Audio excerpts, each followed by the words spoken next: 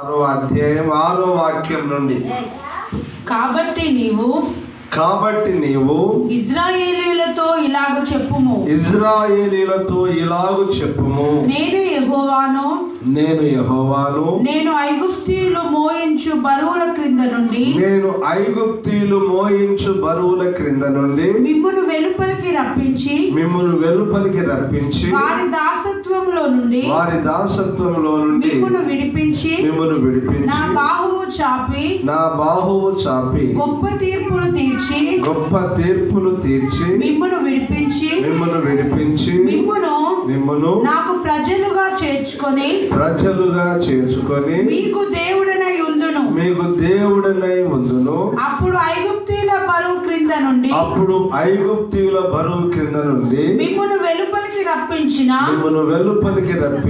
మీ దేవుడనైన యెహోవాను నేనే అని మీరు తెలుసుకొందురు. నేను అబ్రహాము ఇస్సాకు యాకోబులకు ఇచ్చేదనని చెయ్యి ఎత్తి ప్రమాణము చేసిన దేశములోనికి మిమ్మును రప్పించి దానిని మీకు స్వాస్థ్యముగా ఇచ్చేదను. అందరూ ఆమేన్ చెప్పండి. ఆమేన్. హల్లెలూయా, హల్లెలూయా. ఇదంతా మీకు అర్థం కావాలని వాక్యాన్ని చదివించిన. రైట్ బిడ్డలారా, కొంచెం దేవుని వాక్యం లోతుల్లోనికి వెళ్ళి సంగతులన్నీ నేర్చుకుందాం. ఓకేనా? రైట్. ఇప్పుడు మన ప్రభు మోషే అహరోనులతో చెప్తున్నాడు, ఇదిగో మోషే, నువ్వు వెళ్ళి ఇజ్రాయేలు ప్రజలతో ఇలాగ చెప్పు. ఏమని చెప్పమన్నాడు? నువ్వు వెళ్ళి ఇజ్రాయేలు ప్రజలతో ఇలాగ చెప్పు. ఏమని చెప్పాలి ప్రభువా అంటే, ఐగుప్తీయులు మోయిస్తున్నారే, వారి బరువుల కింద నుండి నేను విడిపిస్తానని చెప్పు. వారి దాసత్వంలో ఉన్నారే, వారి దాసత్వంలోంచి వారిని వెలుపలికి రప్పిస్తానని చెప్పు. మూడవదిగా, వారికి వారి దేవతలకు నేను తీర్పు తీరుస్తానని చెప్పు. అప్పుడు నేను మీకు దేవుడినై ఉంటాను, మీరు నా ప్రజలు ఉంటారు. నేను మీ పితరులు ఉన్నారే, అబ్రహాము ఇస్సాకు యాకోబులు ఉన్నారే, వారికి ఒక వాగ్దానం చేశాను, వారికి ఒక ప్రమాణం చేశాను. ఏం చేశాను? ఇదిగో నీ సంతానము వారికి పాలు తేనెలు ప్రవహించే దేశాన్ని ఇస్తానని వాగ్దానం చేశాను. ఆమేన్. హల్లెలూయా. కనుక ఆ వాగ్దాన దేశంలోనికి వారిని చేరుస్తానని, వారిని నడిపిస్తానని చెప్పు అని చెప్పాడు. అలాగనే మోషే అహరోనులు వెళ్ళి ఇదే మాట వారికి తెలియజేశారు. దేవునికి మహిమ కలుగును గాక. ఆమేన్. హల్లెలూయా, హల్లెలూయా. రైట్ బిడ్డలారా, కొంచెం లోతుగా వెళ్దాం. ఇది ఒక పరలోక రాజ్య సంబంధమైన ప్రత్యక్షత. ఆమేన్. ఏంటిది? ఇది ఒక పరలోక రాజ్య సంబంధమైన ప్రత్యక్షత. దీని గురించినటువంటి సంగతులు నేను మీకు తెలియజేస్తాను. ఎలాగున్నా ఇది పరలోక రాజ్య సంబంధమైన ప్రత్యక్షత అయ్యా అని అంటే నేను మీకు చెప్తాను, జాగ్రత్తగా వినండి. ఇప్పుడు ఐగుప్తు దేనికి సూచనగా ఉంది నాన్న? లోకానికి సూచనగా ఉంది. ఫరో ఎవరికి సూచనగా ఉన్నాడు? అపవాది అయిన సాతానుకు సూచనగా ఉన్నాడు. వాడు మోయించే బరువులు దేనికి సూచనగా ఉన్నాయి? లోక సంబంధమైన బరువులు, అంటే లోక సంబంధమైన ఆచారాలు, కట్టడలు, పద్ధతులు, ఆజ్ఞలు, విధులు, వాటన్నిటికీ సూచనగా ఉన్నాయి. అంత మాత్రమే కాదు, లోకంలో ఉన్నదంతా శరీరాశ, నేత్రాశ, జీవనం. అలాగనే పాపం, శాపం అనే బరువు వాడు మోపాడు మన మీద. పాపం, శాపం అనే బరువు వాడు మన మీద మోపాడు. ఇప్పుడు ప్రభు ఏమంటున్నాడు? ఇదిగో వారు మోపినటువంటి ఆ బరువుల క్రింద నుంచి నేను మిమ్మల్ని విడిపిస్తాను. ఆమేన్. హల్లెలూయా. బరువుల కింద మనల్ని అందరిని ఏం చేశాడు? మనల్ని చాలా మందిని విడిపించాడు. ఏం చేశాడు? మనల్ని విడిపించి మనల్ని ఏం చేస్తున్నాడు? ఇప్పుడు ఆత్మీయ జీవితంలో నడిపిస్తున్నాడు. ఇప్పుడు మన పితరులు చేసిన వాగ్దాన దేశం ఏంటి? పాలు తేనెలు ప్రవేశించే దేశం. నీకు నాకు చేసిన వాగ్దాన దేశం ఏంటి? నూతన యెరూషలేమును, పరిశుద్ధ పట్టణం. హల్లెలూయా.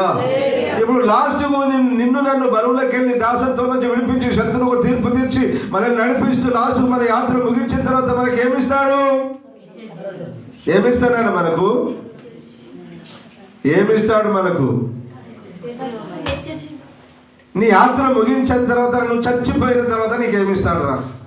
దేవుని బిడ్డలు, నీతిమంతులు, పరిశుద్ధులు వారు చనిపోయిన తర్వాత ఏమిస్తాడు మీకు? ఏ దేశం ఇస్తాడు? పరలోకం అనండిరా. ఏమైందిరా మీది? ఏమిస్తారా మీకు? పరలోకం అంటే నూతన యెరూషలేము పరిశుద్ధ పట్టణం ఇస్తాడు. వారికేమో పాలతేలు ప్రవించే దేశం, అదే దేశం యెరూషలేము, కనాను, అదంతా. ఇప్పుడు అదే దేవుని ప్రజలమైన మనకు ఒక వాగ్దానం చేశాడు. ఏమన్నాడు? మీకు పరలోక రాజ్యాన్ని ఇస్తానన్నాడు. అంతేనే కాదు, అందుకే నేను అనేది పరలోక రాజ్య సంబంధమైన ప్రత్యక్షత. అందరూ ఆమేన్ చెప్పండి. హల్లెలూయా, హల్లెలూయా. రైట్. ఎవరికి ఆ వాగ్దాన దేశాన్ని ఇస్తాడు? ఎవరు దాన్ని స్వతంత్రించుకుంటారు? ఏంటి కథ? బరువులు పెట్టానంటున్నాడు, ఆ బరువుల కింద నుంచి విడిపిస్తానంటున్నాడు. ఏంటి ఆ బరువులు అనే సంగతులు నేర్చుకుందాం. ఇక్కడ మూడు విధములైన మాటలు ఉంటాయి. ఒకటి, బరువుల కింద నుంచి విడిపిస్తాడు. రెండు, దాసత్వం కింద నుంచి విడిపిస్తాడు. మూడు, ఐగుప్తీయులకు వారి దేవతలకు తీర్పు తీర్చాడు. మూడు చేసిన తర్వాత నిన్ను నడిపించి వారి పితరులకు ఇస్తాడని వాగ్దానం చేసిన దేశంలోకి వారిని ప్రవేశింపజేశాడు. అంతేనే కదా? ప్రవేశింపజేశాడు. ఈ మూడు కార్యాలు చేసిన తర్వాత మనకు కూడా ఏమి ఇస్తాడు? ప్రభు పరలోకాన్ని ఇస్తాడు. దేవునికి మహిమ కలుగును గాక. హల్లెలూయా. ఇందులో మొదటి మాట నేర్చుకుందాం ఈరోజు. ఏంటి? మొదటి ఒకే ఒక్క మాట చెప్తాను. మూడు సంగతులు ఉన్నాయని చెప్పాను కదా, ఒకే ఒక్క మాట చెప్తాను, జాగ్రత్తగా వినండి. అందులో మళ్ళీ ఆగి ఇంకొకటి ఏం చెప్పినా కూడా అది గంట సేపు చెప్పుకోవచ్చు, కానీ అట్లా చెప్తే చాలా సంవత్సరాలు పడుతుంది కనుక ఒక్క మాట చెప్పి ముందుకు వెళ్దాం. దేవునికి స్తోత్రం. హల్లెలూయా. ఇప్పుడు చదువునాను 6వ అధ్యాయం 6వ వాక్యం. కాబట్టి నీవు ఇశ్రాయేలీయులతో ఇలాగు చెప్పుము, నేనే యెహోవాను. షిలో ఫైర్ మినిస్ట్రీస్ పరిచర్యలో సంఘంలో ఉన్న ప్రజలతో ఇలాగు చెప్పుము, నేనే యెహోవాను. ధర్మాపురం సంఘంలో ఉన్న ప్రజలతో ఇలాగు చెప్పుము. అంతేనా? ఎలా చెప్పమంటున్నాడు? నేనే యెహోవాను, నేనే దేవుని, నేను తప్ప వేరొక దేవుడు లేడని చెప్పు. అంతేనా? నేనే దేవుడను, నేను ఐగుప్తీయులు మోయించు బరువుల క్రింద నుంచి మిమ్మును వెలుపలికి రప్పించి వారి దాసత్వములో నుంచి మిమ్మును విడిపించి నా బాహువు చాపి గొప్ప తీర్పులు తీర్చి మిమ్మును విడిపించి మిమ్మును నాకు ప్రజలుగా చేర్చుకొని. ఆమేన్. మిమ్మల్ని వాళ్ళని విడిపిస్తారని చెప్పు. బానిసత్వంలోంచి విడిపిస్తారని చెప్పు. బరువుల క్రింద నుంచి విడిపిస్తారని చెప్పు. దాసత్వంలోంచి విడిపిస్తారని చెప్పు. మీకు విరోధంగా లేచి మీకు విరోధంగా క్రియ చేస్తున్న వారికి తీర్పులు తీరుస్తారని చెప్పు. చెప్పు. ఇప్పుడన్నా గట్టిగా చెప్పు. ఆమేన్. ఆమేన్. హల్లెలూయా. ఈ మూడు చెప్తాను, కానీ ఈరోజు ఒక్కటే చెప్తాను. ఓకేనా? ఐగుప్తీయులు మోయిస్తున్న బరువుల క్రింద నుంచి వారిని విడిపిస్తారని చెప్పు అంటున్నాడు ప్రభు. ఏమంటున్నాడు నాన్న? ఐగుప్తీయులు మోయిస్తున్నారే నీ చేత బరువులు. ఐగుప్తీయులు ఎవరు? ఐగుప్తు లోకస్తులు మోయిస్తున్నారే. ఐగుప్తులు ఏలుతున్న రాజు ఎవడు? ఫరో. సాతాను గాడు నీ మీద మోపుతున్నాడే బరువులు. సాతాను గాడు నీ మీద మోపాడే బరువు. లోకం అనే బరువు, పాపం అనే బరువు, ఆచారం అనే బరువు, అనేక బరువులు. ఈ బరువుల క్రింద నుంచి నేను నిన్ను విడిపిస్తానని చెప్పు వారికి. హల్లెలూయా, హల్లెలూయా. బిడ్డలారా, ఏంటి బరువులు? విన్నాం కదా ఇప్పటిదాకా. లోకం, పాపం, ఆచారం, కట్టడం, నిబంధనలు, అన్ని లోక సంబంధమైన ప్రతిదీ బరువు. బైబిల్లో కాస్త లోతుగా వెళ్ళి మనం చూస్తే ఏంటి బరువు అని చూస్తే, కీర్తనల గ్రంథం 38వ అధ్యాయం 4వ వాక్యం చదవగానే వినగానే మీరు అందరినీ అడుగుతున్నారు. ఏమంటున్నాడు దావీదు? కీర్తనకారుడు దావీదు, నా దోషములు పొర్లి ఉన్నవి, నేను మోయలేని బరువు వలె అవి నా మీద మోపబడి ఉన్నవి. ఆమేన్. ఇప్పుడు బరువు ఏంటో చెప్పండి నారా, చెప్పాలి గట్టిగా. ఇంకా ఇంట్లో మర్మమే ఉన్నదిరా, ఆడ వాక్యం క్లియర్గా ఉన్నది కదా, ఇంట్లో మర్మాలు ఏం లేవు. ఇప్పుడు చెప్పండి ఏంటి బరువు అంటే? దోషము అనేది బరువు. అది ఎలా ఉందట? మోయలేనంత బరువు. అసలు నేను మోయలేనంత బరువుగా ఉంది ప్రభువా, ఈ దోషం నా మీద నుంచి తీసే, నా దోషమును నా మీదకి వెళ్ళి తొలగించండి ప్రభువా అని బ్రతిలాడుతున్నాడు. దోషం ఎలాగంటింది దావీదుకి? దోషం ఎలాగంటింది దావీదుకి? పాపం ఎలాగంటింది దావీదుకి? తెలియదా మీకు? తెలియదా మీకు? అంతే, ఇంకా మర్మం ఏం లేదు. పాపం ఆయన గురించి రాయబడింది, ఆయన బెత్షెబా విషయంలో తప్ప ఇకెన్నడూ దావీదు పాపం చేయలేదట. సూపర్ దావీదు, ఆమేన్. అందుకే అంటారు, కానీ చేసిండు ఒక పాపం. బిడ్డలారా, ఆ దోషం మామూలుగా లేదండి. ఆ దోషం మామూలుగా లేదు. అది తరతరాలకు అలాగనే నిలిచిపోయింది. ఆ దోషం బాధాకరం అనిపిస్తుంది. ఏ దావీదు, నీవు నన్ను అడిగితే నీకు లెక్కలేనంత మంది భార్యలు ఇచ్చేవాడిని, కానీ ఒక పేదవాడు, పరాయివాడు, నీ తోటి సహోదరుడైనటువంటి ఆ పేదవాని భార్యను ఎందుకు రాని భార్యగా చేసుకున్నావు? వాని భార్యతో ఎందుకు రాను పాపం చేశావు? కాబట్టి నీకు ఒక శిక్ష వేస్తున్నారు కొడుక. ఏంటయ్యా? ఇదిగో నీకు నీ సంతతి వారికి తరతరాలకు యుద్ధం అన్నాడు. యెరూషలేములో యుద్ధం ఎంత జరుగుతుంది ఇప్పుడు? అమ్మలారా, ఇజ్రాయేలుకు యుద్ధాలు ఎందుకు జరుగుతున్నాయి? కథ కాదు ఇది, చరిత్ర. కట్టు కథ కాదు ఇది, చరిత్ర. మొన్నటిదాకా జరిగింది కదా, ఇప్పుడు జరుగుతుంది కదా. యెరూషలేములో యుద్ధాలు ఆపబడ్డాయా? లేదు, జరుగుతూనే ఉన్నాయి. మనకు తెలియని యుద్ధాలు ఎన్నో, తెలిసే యుద్ధాలే ఇప్పుడు కనబడుతున్నాయి. తరతరాలకు యుద్ధం. అంటే దేవుడు ఎంతగా శిక్షించాడో చూడండి. అందుకే నేను, నా దోషములు నా మీద మోయలేనంత బరువుగా ఉన్నాయి ప్రభు అన్నాడు. కనుక ప్రతి మానవుడు ఏం చేయాలంటే బిడ్డలారా, తన పెదవుల వలని, అనగా మాట వలని దోషం. ఎట్లా? నీకు ఎలా దోషం కలుగుద్ది? ఎలా తగులుద్ది దోషం? మాట వలన కాని పోని లేని పోని బూతులు మాట్లాడతావే, ఆ బూతుల వలన కలిగే దోషం, నీ చేతుల వలన కలిగే దోషం, పాపం వలన కలిగే దోషం ఏది? నిన్నంటకుండా జాగ్రత్తగా ఉండాలి. చెప్పు గట్టిగా ఆమేనని. హల్లెలూయా. నువ్వు వెంబడిస్తున్నది ఎవరినో తెలుసా? నిర్దోషి, ఏ దోషము లేని, ఏ కపటము లేని, ఏ పాపము లేని, పాపంలో చేరక ప్రత్యేకంగా ఉన్న పరిశుద్ధుడైన దేవుని, నిర్దోషి అయిన దేవుని నువ్వు వెంబడిస్తున్నావు. నీ మీద ఎందుకు దోషాలు ఉంటాయి? నువ్వెందుకు అడ్డుకుంటున్నావు? నువ్వెందుకు తగిలించుకుంటావా దోషాలను? ఎందుకు తల మీద వేసుకుంటావా దోషాలను? ఆ దోషాలు ఎలా ఉంటాయంటే నీ మీద మోయలేనంత బరువు.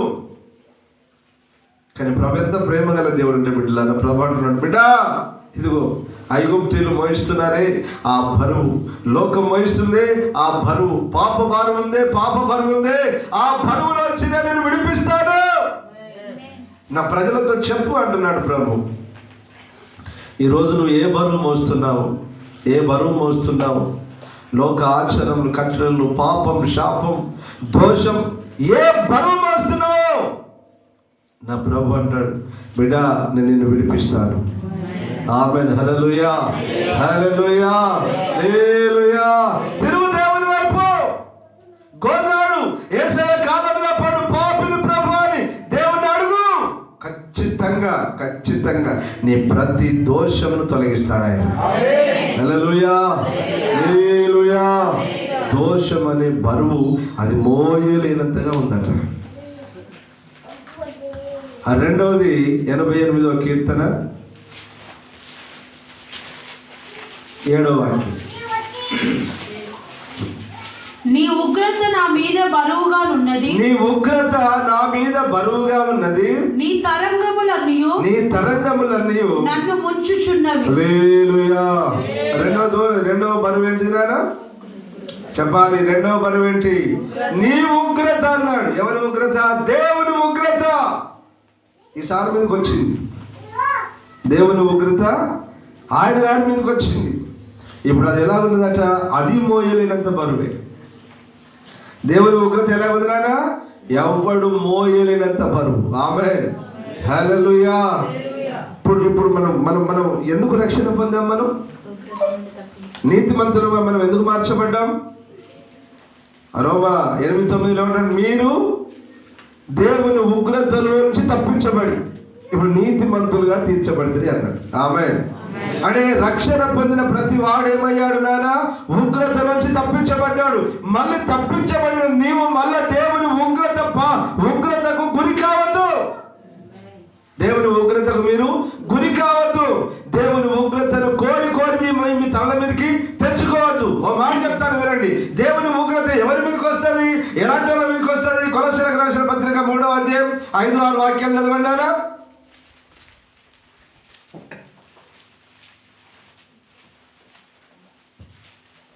కావున భూమి మీదనున్న మీ అవయవములను అనగా జారత్వం అంటే మీరు చేస్తున్న వ్యభిచారమును, అపవిత్రత అనగా వ్యభిచార సంబంధమైన అపవిత్రతే.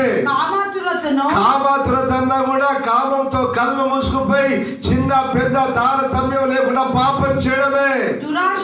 దురాశ ఏది పడితే దాన్ని ఆశించడం, ఎవరిని పడితే వారిని ఆశించడం దురాశే. విగ్రహారాధన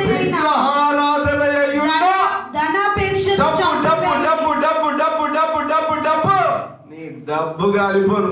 ఏం చేసుకుంటావు? నేను చేసుకొని వస్తావా?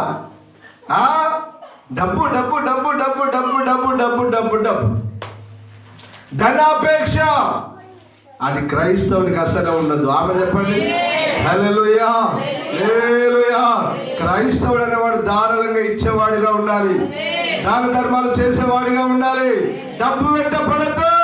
మా ఆత్మీయ తండ్రి అపోస్తలులు డేవిడ్ రాజు గారు మాకేం నేర్పించాడు తెలుసా? కొడుకా, రే సేవకుడా, నువ్వు డబ్బు వెనుక పరిగెట్టద్దు కొడుకా, నీ వెనుక డబ్బు రావాలి కానీ నువ్వు డబ్బు వెనుక ఉండద్దు రాయ్ అని మమ్మల్ని ఖండించాడు మా తండ్రి గారు. మాకు బుద్ధి చెప్పాడు, మాకు జ్ఞానం నేర్పించాడు మా తండ్రి గారు. దేవునికి స్తోత్రం, హల్లెలూయా. మరి గొప్ప దైవజనులు వారు గొప్ప దైవజనులు. అలాంటి వాళ్ళ పాదాల దగ్గర నేర్చుకొని వచ్చాం మేము. అల్లా తప్ప కాదు. ఆయన పేరు చెప్తే ఎవడైనా చెప్తాడు గంట. ఇది 2 ఆంధ్ర తెలంగాణ రాష్ట్రాలు. ఆయన పేరు అపోస్తలుడు డేవిడ్ రాజు గారు. డేవిడ్ రాజు గారు అంటే చిలకలగూడ, సికింద్రాబాద్, ఆంధ్ర తెలంగాణ అనేక ప్రాంతాల్లో కూడా మంచి ఉపదేశం చెప్పగలిగి, ఖండించి గద్దించి బుద్ధి చెప్పగలిగినటువంటి గొప్ప దైవజనులు ఆయన. మాకు నేర్పించిన పాఠం ఏం తెలుసు? సరే నా కొడకల్లారా, మీరు డబ్బు వెనుక పడద్దురా, డబ్బు మీ వెనుక రావాలన్నాడు. ఆమేన్, హల్లెలూయా. 700 రూపాయలు బిర్యానీ పెడతానంటే అర్పణిస్తారు సేవకులు. ఏం తిట్టేవాడు మా అయ్య, మస్తు తిట్టేవాడు. 700 రూపాయలు ఇచ్చి బిర్యానీ పెడతానంటే ఇరు పరిగెడతారు, అడు పరిగెడతారు, ఇటు పడితే అడు రాజకీయ నాయకులు ఇది ఏంటంటాడు జీతానికి పరిగెడతారు. ఇక లోకంలో ఉన్న వారంటే ఇక వారికి ఇంకొకటి పని లేదు. వాళ్ళకు దేవుడు వద్దు, వాళ్ళకు ఏమొద్దు, వాళ్ళకు ఆ దేవుడు వద్దు, ఆరాధన వద్దు, ఏదొద్దు, డబ్బు డబ్బు డబ్బు డబ్బు డబ్బు. ఈరోజు నేను దేవుని మందిరాన్ని మానేస్తే 1000 రూపాయలు పోతుంది. అవసరం అంటావా? అమ్మ నేను ఈరోజు డ్యూటీకి వెళ్తున్నా లేదా పనికి వెళ్తున్నా అని పనికి వెళ్ళిపోతాను, డ్యూటీకి వెళ్ళిపోతాను, ఉద్యోగం, వ్యాపారం, ఏదో ఒకటి ఏదో పడితే దానికి పరిగెత్తాను. దేవుని ఆజ్ఞ పాటించాలి. అందుకని ఎవడైతే డబ్బు వెనుక పెడుతున్నాడో వాడు విగ్రహారాధికులతో సమానం. ఆమని చెప్పాలి. మీరు అందరూ పడతారు అయింది. పడొద్దు నాన్న, అది వస్తుంది డబ్బు. నువ్వు పని చేయి, ఉద్యోగం చేయి, వ్యాపారం చేయి, వ్యవసాయం ఏదైనా చేయి, అది నీ దగ్గరికి వస్తుంది. కానీ నువ్వు యథార్థంగా బ్రతుకు, నీతిగా బ్రతుకు, ఇతరులకు దోషుకునేటట్టు బతకకు. అర్థమవుతుందా? డబ్బు వెనుక పడద్దు. ఊరికే డబ్బు ముచ్చటే. కొందరు పేర్లు ఏమంటారు? బడ్జెట్ అనరేబ్రా, బడ్జెట్. వాడు ప్రతిదానికి లెక్కేస్తాడా? ప్రతి రూపాయికి లెక్కేస్తాడు. దేవునికి స్తోత్రం, హల్లెలూయా, హల్లెలూయా. గుర్తు పెట్టుకొని బిడ్డలారా, పని చేయాలి, ఉద్యోగం చేయాలి, వ్యాపారం చేయాలి. వచ్చిన దాంట్లో తిని తృప్తిగా ఉండేవాడే నిజమైన క్రైస్తవుడు. హల్లెలూయా. ఇది కాదు ఇంకోటి చేయాలి, ఇది కాదు ఇంకోటి చేయాలి, ఇది కాదు ఇంకోటి చేయాలి, ఇదిగా ఏందిరా నువ్వు చేసేది? నువ్వేం చేస్తావు? దాని వెనుక పడేటువంటి అంటున్నాడు, విగ్రహారాధన అయ్యున్నా చంపివేయుడి. చదువు. వాటి వలన దేవుని ఉగ్రత అవిధేయుల మీదికి వచ్చును. ఆమేన్. ఇప్పుడు చెప్పండి, నా పైకి లిస్ట్ అంతా చెప్పురా, మీరంతా చెప్పాలి లిస్ట్. మీకు తెలవాలి. 5వ వాక్యం నుంచి 6వ వాక్యం వరకు లిస్ట్ చెప్పాలి. ఈ అవిధేయుడు అంటే దేవుని వాక్యానికి లోబడిన వాడు, దేవుని సేవకులకు దేవునికి లోబడిన వాడే అవిధేయుడు. ఈ అవిధేయుని మీదకి ఏమొస్తుందంటే దేవుని ఉగ్రత. మరి దాన్ని పట్టుకొని నీ ఉగ్రత నా తల మీద బారుగా ఉన్నదయ్యా, ఉండక ఏం చెప్తారా? మరి నువ్వు లోబడు, మరి దేవుని వాక్యానికి లోబడరా, దేవుని వాక్యానికి దేవుని మాటకు లోబడు, దేవునికి లోబడు, దేవుని సేవకులకు లోబడు. పరిగెడుతుంది. ఏమేం చేసిందంటే వీళ్ళు పైకి వెళ్ళలేదు. జాగ్రత్త అంటే అర్థం ఏంటిది? దిగజారిపోయి వ్యభిచరించుట. నువ్వు దేవుని బిడ్డవు, నువ్వు పరలోక రాజ్యానికి నియమించబడిన దానవు, నియమించబడిన వాడు.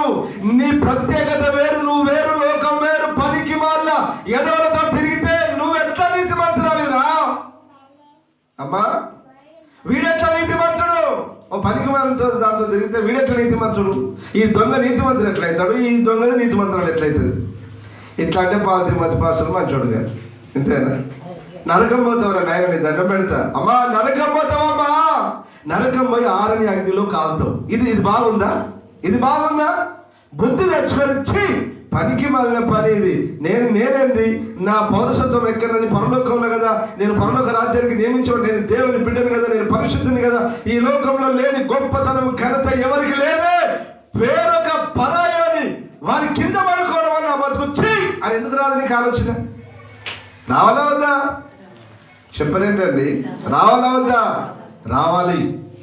బిడ్డలారా, మీరు వేరు, మీరు వేరు. జాగ్రత్తం అంటే దిగజారిపోయి పక్క వారితో పాపం చేయుట, వ్యభిచరించుట అని అర్థం. వీరి మీదకి ఉగ్రత రాకుంటే దేవుడు నిన్ను దీవిస్తాడు, దేవుడు నిన్ను ఆశీర్వదిస్తాడని చెప్పాలా? ఆశీర్వదిస్తాడు. ఆశీర్వదిస్తాడు ఇంకా చేయమనే కదా. దేవుడిని దీవిస్తాడు బిడ్డ అంటే ఇంకా చేయి. వీడు కాదు ఇంకోని పట్టుకో, వాడు కాదు ఇంకోని పట్టుకో, ఇంకో నలుగురిని పట్టుకోమనా? వీడు కాదు ఇంకోని పట్టుకోమనా? మైండ్ ఉండాలి, కామన్ సెన్స్. తెలివి తక్కువ సన్యాసులంతా తయారై. దేవునికి స్తోత్రం. హల్లెలూయా, హల్లెలూయా. ఆయన ఏమన్నాడు నిన్న? పాస్టర్ గారు ఏమన్నాడు నిన్న? ఏం పేరు ఆయన పేరు? నిన్న చదివిన వాక్యం ఏంటిది నాన్న? మీరు వర్ధిల్లరు.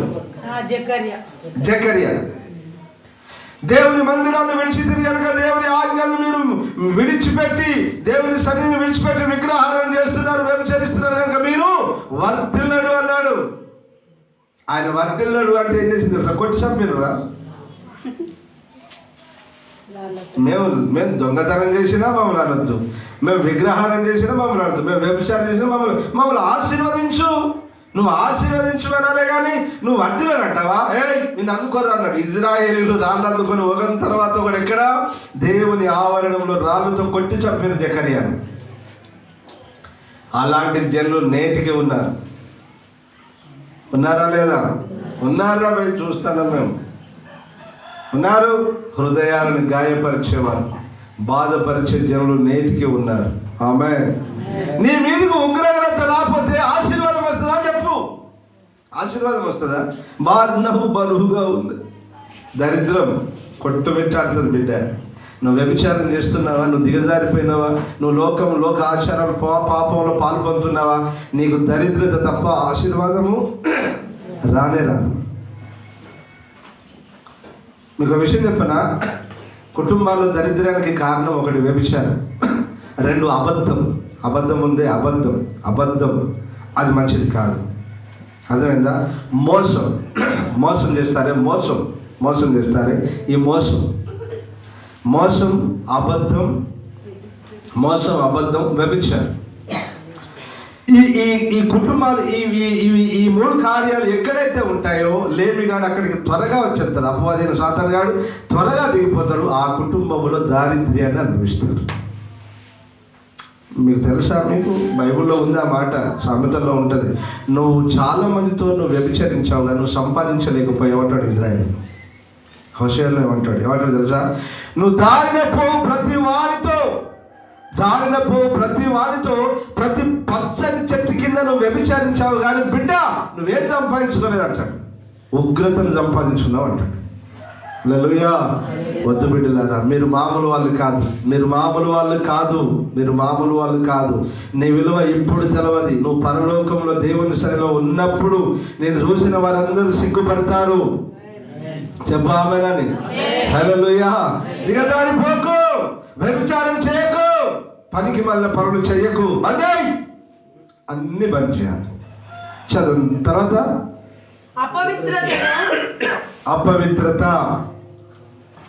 అపవిత్రత, విగ్రహారాధన సంబంధమైన అపవిత్రత, వ్యభిచార సంబంధమైన అపవిత్రత, నోటి మాటల వలన కలుగు అపవిత్రత.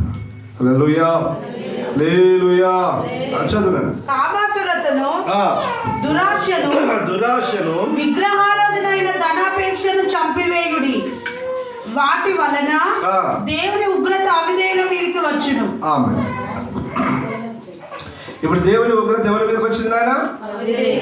అవిధేయులు అనగా దేవుని మాటకు విగ్రహారాధన చేద్దునానా, వ్యభిచారం చేద్దునానా, దొంగతనం చేద్దునానా, మోసం చేద్దునానా, అబద్ధాలు ఆడొద్దునానా, పక్కలో దోసుకోవద్దునానా, ఎంత చెప్పినా వినకపోతే. ఇప్పుడు దేవుని యొక్క ఉగ్రత రాకపోతే ఆశీర్వాదం వస్తుందా? మీరు చెప్పండి, న్యాయం చెప్పండి రా. నేను న్యాయం అడుగుతున్నా మిమ్మల్ని, న్యాయం చెప్పండి. ఆశీర్వాదం వస్తుందా, ఉగ్రత వస్తుందా? ఈ మాట నేను చెప్తే కోపం వస్తుంది మీ అందరికి. నేను కాదు, వాక్యం చెప్తున్నా. అవిధేయుల మీదకి అనగా దేవుని మాటకు లోబడక, వాక్యానికి లోబడక, ఇష్టానుసారంగా తిరిగిన వారి మీదకి దేవుని ఉగ్రత. మాకెందుకయ్యా ఈ బాధలు, మాకెందుకయ్యా ఈ కష్టాలని, ఏమవుతుందిరా నీకు అని నేనేం చెప్పాను మీకు? ఏం చెప్పాలి మీకు? నువ్వెక్కడ తప్పిపోయి ఉన్నావో చూసుకోవాలి. నీకు తెలుసు, నీ హృదయానికి తెలుసు, పరమందున్న దేవునికి తెలుసు నువ్వేం చేస్తున్నావు. నాకు తెలియదు, నాకు తెలుసా? నేను వచ్చి చూస్తాను మీరు చేసి. నేను మీ ఇళ్ళలో కూడా నా ఇంట్లోనే ఉంటాను, నేను ఆ రూమ్లోనే పడుకుంటాను. ఎవరైనా వస్తే ప్రార్థన చేస్తాం, లేకపోతే స్తోత్రం చెప్పుకుంటే గంటలు ఏదైనా మీటింగ్ ఉంటే లేస్తా వెళ్ళిపోతాం. దేవునికి స్తోత్రం. హల్లెలూయా, హల్లెలూయా. నువ్వెక్కడ తప్పిపోయావో చూసుకోండి. పనికి మాలిన పనులు వదిలిపెట్టండి. అవి వదిలిపెట్టకపోతే దేవుని ఉగ్రత ఇంకా నీ మీద బరువుగానే ఉంటుంది. నువ్వు మొయ్యలేని బరువు, నువ్వు మొయ్యలేని బరువుగా ఉంటుంది. జాగ్రత్త. ఆమేన్. హల్లెలూయా. ఇది చెప్తే ఇక్కడే సమయం అయిపోతే దాటేస్తున్నాను. సామెతల గ్రంథం 27:3.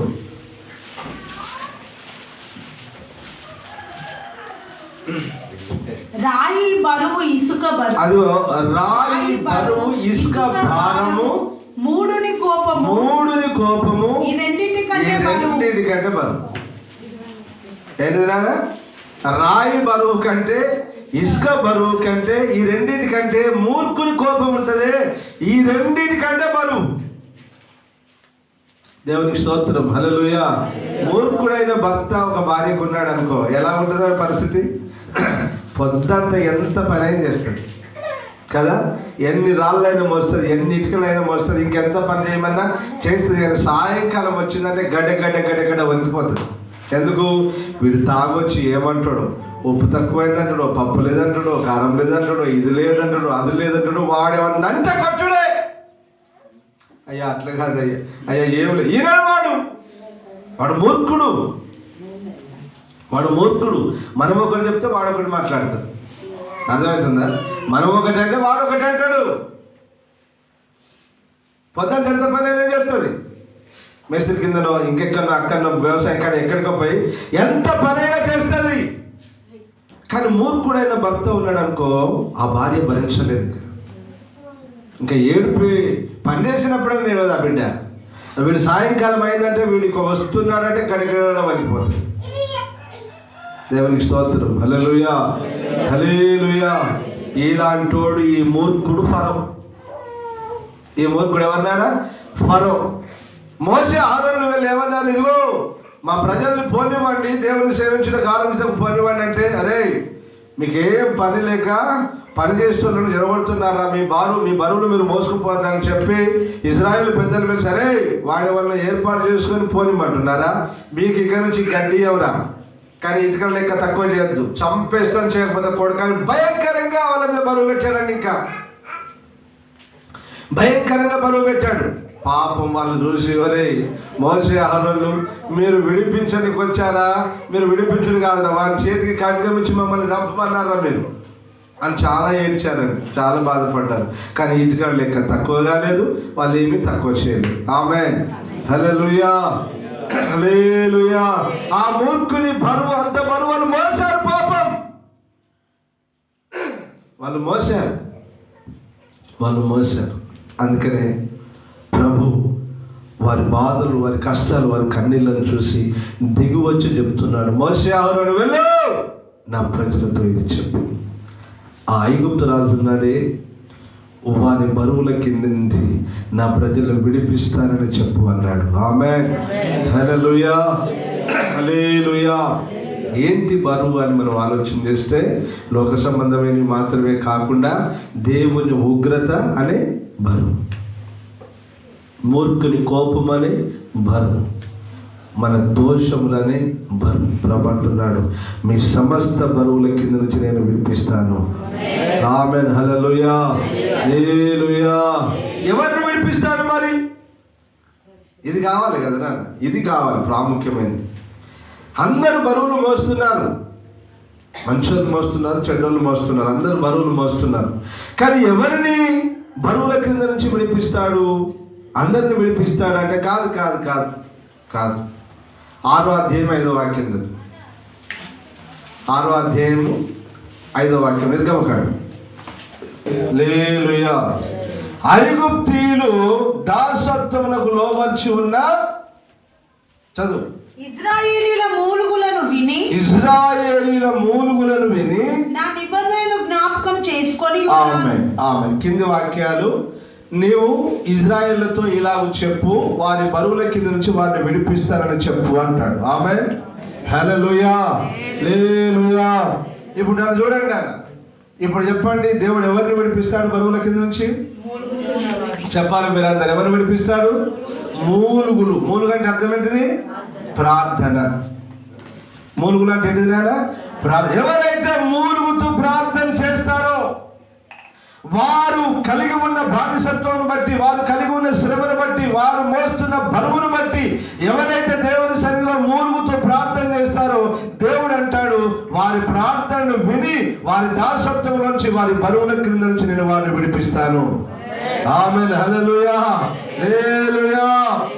కొందరు ఎంత బరువు మోసినా, ఎంత భారం మోసినా, ఎంత శ్రమ వచ్చినా, ఎంత బాధ వచ్చినా ప్రార్థన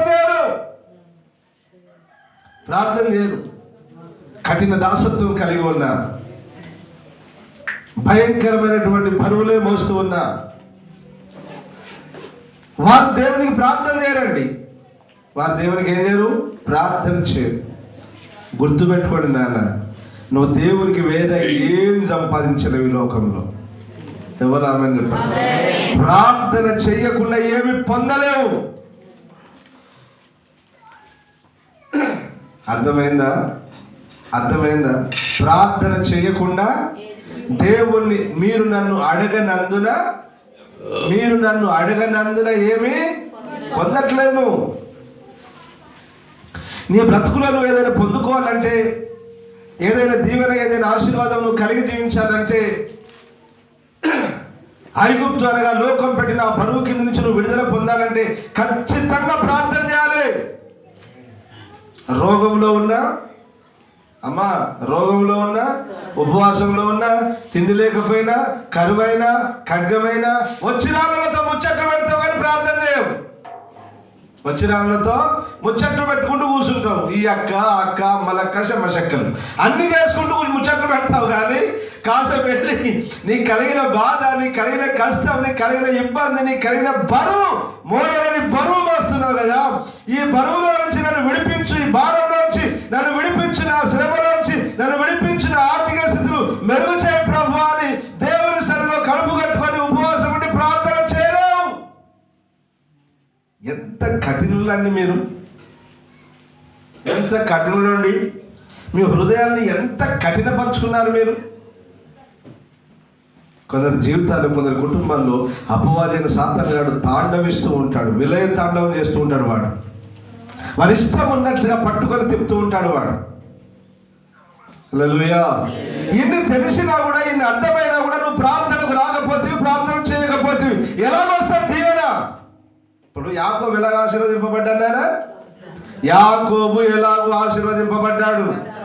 ఎంతసేపు చేసిండు? అర్ధగంట, పావుగంట, రాత్రి అంతా ఏ అంశం చేసిండు? ఒకే ఒక, నీవు నన్ను ఆశీర్వదించు, నీవు నన్ను ఆశీర్వదిస్తేనే నేను ఓడిస్తా, లేకపోతే నువ్వు నన్ను ఒకే ఒక అంశాన్ని పట్టుకొని రాత్రి అంతా ప్రార్థన చేసిండు. ఎన్నడన్నా గంట చేసిన అని బ్రతుకు, ఎన్నడన్నా ఒక గంట. ఏంది సమస్య, ఏంది బాధ, ఏంది రోగం, ఏంది ఇబ్బందులు, ఏంది ఆర్థిక సమస్యలు, ఏంది అప్పులు, ఏంది కష్టాలు, ఎన్నడన్నా ఇంత భారం మోస్తున్నావు, ఇంత బరువు మోస్తున్నావు అని ఎన్నడన్నా ఒక గంట. ఎలాగొస్తుంది ఆశీర్వాదం? ఎలాగొస్తుంది ఆశీర్వాదం? మీకు ఒక విషయం చెప్తాను, గుర్తుపెట్టుకోండి. మీకు ఒక విషయం చెప్తాను, గుర్తుపెట్టుకోండి. మాయా మంత్రముల చేత వచ్చేది ఆశీర్వాదం ఏది లేదు ఇక్కడ. హల్లెలూయా. ఓ ఉరుకొచ్చి పడుతుంది, దిగిపోతుంది, బీరువాలు నిండుతాయంటే దొంగ మాటలు అవన్నీ. షార్ట్ కట్లో ఆశీర్వాదాలు ఎట్లా ఎప్పుడు వస్తాయనా? షార్ట్ కట్టే లేదు ఇక్కడ, షార్ట్ కట్ దారే లేదు, ఉన్నదే ఒక దారి. ఆ దారిలోనే అన్ని ఉన్నాయి, ముళ్ళు ఉన్నాయి, రాళ్ళు ఉన్నాయి, అన్ని ఉన్నాయి. అది ఇరుకు మార్గం, ఈ పక్క ఆ పక్కకు వస్తుంది, అన్నీ ఉన్నాయి. ఆ దారిలోనే నడవాలి, ఆ దారిలోనే నీకు ఆశీర్వాదాలు కూడా వస్తాయి. ఆమేన్, హల్లెలూయా. ఆ దారిలోనే నడవాలి నువ్వు. నీకు ఏదైనా కావాలంటే ప్రభు దగ్గర అడిగి పొందుకోవడమే, దీన్ని మించి ఇంకొకటి ఎక్కడ లేదు. నీకు తిని పడుకుంటూ వస్తుందా? వస్తాయా? ఆశీర్వాదం వస్తుందా? స్వస్థత వస్తుందా? విడుదల జరుగుద్దా? ఇంకేదైనా దేవుని మీరు, ఆయన అన్నాడు, మీరు అడగనందున అన్నాడు, లేదా యాకోబులు? అడగనందున ఏది పొందుకోలేరా మీరు? మీ వల్ల కాదు. హల్లెలూయా, హల్లెలూయా. కాబట్టి బిడ్డలారా, పాఠం ఒక్కటే. నీ బరువు, నీ తల మీద ఉన్న బరువు ఉందే, నీ తల మీద ఉన్న బరువు ఉందే. చదువు, మళ్ళీ 5-6 వాక్యాలు చదువునని నిర్గమకాండం. ఐగుప్తీయులు దాసత్వమునకు లోబర్చి ఉన్న ఇశ్రాయేలీల మూలుగును విని, నా నిబంధనను జ్ఞాపకం నీతో చేసిన క్రొత్త నిబంధనను జ్ఞాపకం చేసుకొని ఉన్నాను. కాబట్టి నీవు ఇశ్రాయేలీలతో ఇలాగ చెప్పు, నేనే యెహోవాను. నేను ఐగుప్తీయులు మోయించు బరువుల క్రింద నుండి మిమ్మును వెలుపలికి రప్పించి. ఆమేన్. ఇప్పుడు చెప్పరా, ఇంకొక షార్ట్ కట్ ఉందా? చెప్పండి మీరు, ఇంకొక షార్ట్ కట్ ఉందా? ఇంకొకటి ఉందా లేదా? నువ్వు మూలుగుతూ ప్రార్థన చేయకపోతే బరువు కిందికెళ్ళి విడుదల లేదు. షార్ట్ కట్ దారి ఏం లేదు నాన్న. దొంగలు ఉన్నారు, ఎందరో దొంగలు మాట్లాడుతున్నారు, అవన్నీ వినొద్దు. షార్ట్ కట్లో ఆశీర్వాదాలు అనేది తప్పు. ఇదేది కుదరదు వ్యవహారం. క్రమమే. దేవుడు పెట్టిన నియమం ఒకటి ఉంది. ఏదైనా నీకు దీవెన కావాలన్నా, ఆశీర్వాదం కావాలన్నా, స్వస్థత కావాలన్నా, విడుదల కావాలన్నా, సంతానం కావాలి, మరి ఇంకా ఏది కావాలన్నా కూడా దేవుణ్ణి అడగాల్సిందే, దేవుని సన్నిధిలో మూలగాల్సిందే, దేవుని సన్నిధిలో ప్రార్థించాల్సిందే. అప్పుడే నీ తల మీద ఉన్న బరువు దిగిపోద్ది. నీ తల మీద ఉందే బరువు. ఏ బరువు? అప్పుల బరువు, ఆర్థిక సమస్యల బరువు, రోగమను బరువు, వ్యాధులని బరువు. అపవాదైన సాతాను గాడు కూర్చున్నాడే నీ తల మీద, కూర్చున్నాడే. ఏందమ్మా అంత బరువు? అయ్యో తల బరువుగా ఉంది. ఎందుకమ్మా? తెలియదు, ఎందుకు ఉన్నదో తెలియదు. బరువు ఉన్నది తల బరువు. ఏమున్నది? అలా ప్రేరాయిలు వేసి ప్రార్థన చేస్తే పోయింది. ఇప్పుడు పోయిందమ్మా? పోయిందయ్యా. ఏమైంది? బరువు అంతా దిగిపోయింది. ఏమన్నాడు? తల మీద పోయిందా? తల మీద బరువు పోయిందా లేదా? ఏముంది ఆ తల మరి? బరువు పోయిందంటే అర్థమైంది, వాడు పోయిందని అర్థం. వాడు కూర్చున్నాడు నీ తల మీద కూర్చొని నాట్యం ఆడుతాడు. వాడు నవ్వుతున్నాడు. నీ స్థితిలో, నీ పరిస్థితి, నీ గద్దలను చూసి నవ్వుతున్నాడు వాడు. దేవునికి స్తోత్రం, హల్లెలూయా. గుర్తు పెట్టుకొని బిడ్డలారా, ప్రతి ఒక్కరి తలల మీద బరువు ఉంది, భారం ఉంది. కుటుంబ బరువు ఉంది, పిల్లల బరువు ఉంది, ఆర్థిక సమస్యలు, అప్పులనే బరువు ఉంది, రోగాలు వ్యాధులనే బరువు ఉన్నాయి. ఇవన్నీ కాక ఈ అపవాది అయిన సాతానుగాడు వాడి దురాత్మ శక్తులు మన తల మీద అలా కూర్చొని ఒక బరువు అనే అవి మనకున్నాయి. ఈ బరువు అంతా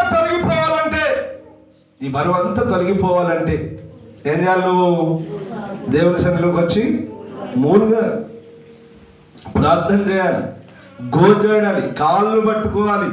నీ తల మీద ఉన్న బరువు దిగిపోయేంత వరకు, ప్రభు నీ బరువు దింపేంత వరకు అడుగుతూనే ఉండాలి. అయ్యా విడిపించు, నన్ను విడిపించు, మోయలేని బరువు అయిపోయింది అయ్యా, మోయలేని బరువు అయిపోయింది అయ్యా. ఏమైపోయింది? కుటుంబాలు అలా ఉన్నాయనా?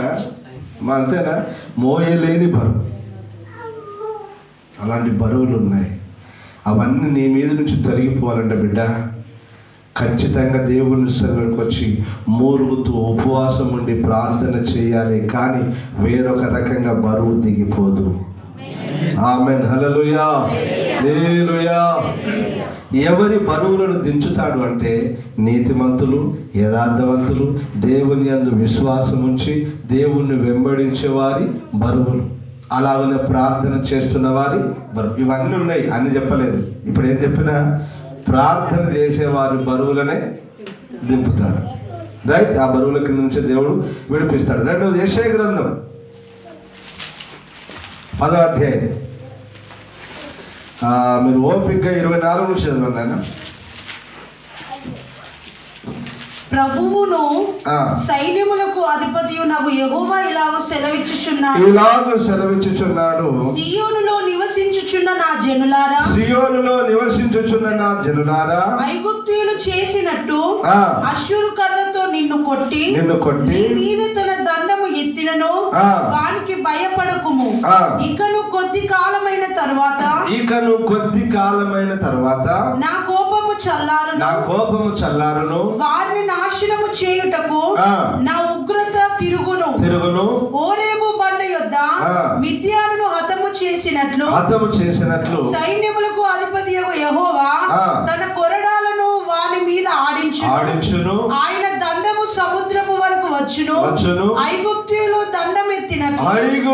దండమెత్తినట్లు ఆయన దాని నెత్తును. ఆ దినమున నీ భుజము మీద ఇప్పటిదాకా లిస్ట్ అంతా చెప్పుకుంటూ వచ్చి లేదా, ఈ లిస్ట్ అంతా చెప్పుకుంటూ వచ్చి ఐగుప్తులు ఎత్తినట్లుగా నేను కూడా వాళ్ళ మీదకి ఎత్తుతానని చెప్పి, ఇప్పుడు ఆ దినమున నీ భుజము మీద నుండి అతని బరువు తీసివేయబడును. నీ మెడ మీద నుండి అతని కాడి కొట్టివేయబడును. నీవు బలిసినందున నీ కాడి విరగొట్టబడును. అందరూ ఆమేన్ చెప్పండి. హల్లెలూయా. ఇప్పుడు చెప్పండి, ఆయన బరువు మీద ఎప్పుడు తీసేస్తారట? ఎలాంటి వారి మీదకి వెళ్ళి బరువు తీసేస్తాడు? కిందనే చదువురా, నీవు బలిసినందున. అంటే నువ్వేం కావాలి నాన్న? అమ్మా మీరేం కావాలి? వెరైటీగా లేదు మాట కదా ఇది. అయితే ఈ గ్రంథకర్త ఈ వ్యాఖ్యానం చేసేవారు వాళ్ళ మైండ్లో ఏమనుకొని చేశారో నాకైతే ఒకటి అర్థమైంది. అది కూడా మీకు చెప్తాను కానీ ఇది తర్జుమా లోపం. ఇంగ్లీష్లో ఏముంటుందంటే, ఆ చివరిది చదువుతాను వినండి, ఇంగ్లీష్లో ఏముంటుందంటే, బికాజ్ ఆఫ్ ది అనైంటింగ్, అంటే డిస్ట్రాక్ట్ చేస్తా, అన్ని విరగొడతా, కాడి విరగొడతా, బరువు తీసేస్తా, అన్ని పైన చెప్పుకుంటూ వచ్చి కింది లైన్ నేను చదివింది because of the anointing. Anointing అంటే అర్థమైంది నాన్న? అనైంటింగ్ అంటే అర్థమైంది నాన్న? అభిషేకము అని అర్థం. ఈ తర్జుమా లోపం. ఇలాంటి కొన్ని పదాలు ఉన్నాయి బైబిల్లో, ఇలాంటి కొన్ని పదాలు ఉన్నాయి. ఇది ఎప్పుడు ఒక దైవజనుడు చెప్పగా విన్నాను నేను, ఏదో ఒక సమయంలో చెప్పగా విన్నాను. అది అప్పుడు అలాగనే మైండ్లో ఉండిపోయింది. నేను దీన్ని చదువుతున్నప్పుడు, వాక్యాన్ని ధ్యానిస్తున్నప్పుడు ఈ వాక్యాన్ని దేవుడు నాకు చూపెట్టాడు. అరే ఇది ఇట్లుంది కదా, ఇది కాదు కదా అని. నా దగ్గర ఇంగ్లీష్ బైబిల్ ఉంటుంది, నా సెల్ ఇంగ్లీష్ బైబిల్ ఉంటుంది. అది ఓపెన్ చేసి చూసిన. నా అదృష్టం కొద్ది అదే దొరికింది. అబ్బా, బికాజ్ ఆఫ్ ది అనాయింటింగ్. ఓహో, అనాయింటింగ్ అయినందువల్ల డిస్ట్రాయిడ్ అనగా ఆ కాడిని విరగొడతానన్నాడు, ఆ బరువును తీసేస్తానన్నాడు. ఆమేన్, హల్లెలూయా. బలసినందున కాదు నారా, మీరు దేవుని చేత అభిషేకము పొందినందున మీ మీద ఉన్న బరువు తొలగివేయబడుద్ది, అలాగే కాడి విరగొట్టబడుద్ది. హల్లెలూయా, హల్లెలూయా. ఇప్పుడు చెప్పండి, ఎవరి మీద నుంచి బరువు తొలగించబడుద్ది? చెప్పాలి, అందరూ చెప్పాలి.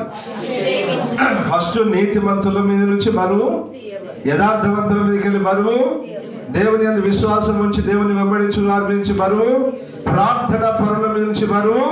ఇప్పుడు చెప్పు,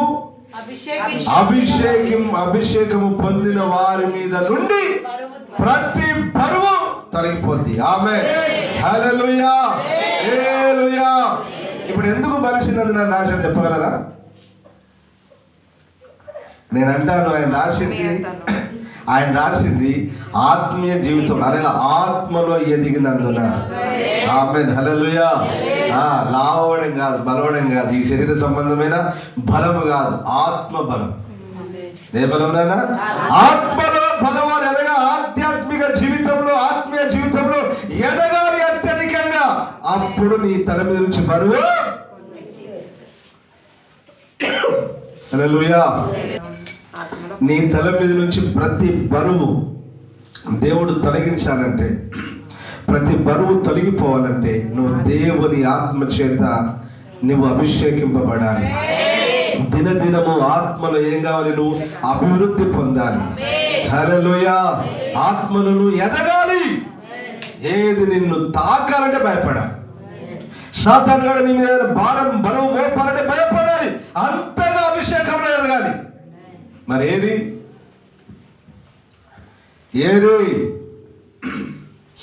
అభిషేకము కలిగి బరువులను దింపుగల శక్తి కలిగిన వారేరి?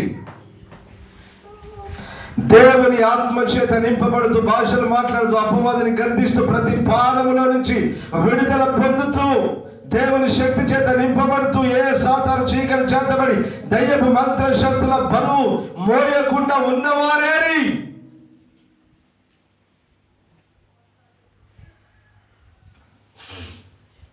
ఎవరితో అంటారంటావా? కాదా? ఎవరితో ఏమన్నావు? నేను చెప్పింది రైటా రాగా? అది అందుకనే ఎవరితో అడుగుతావు.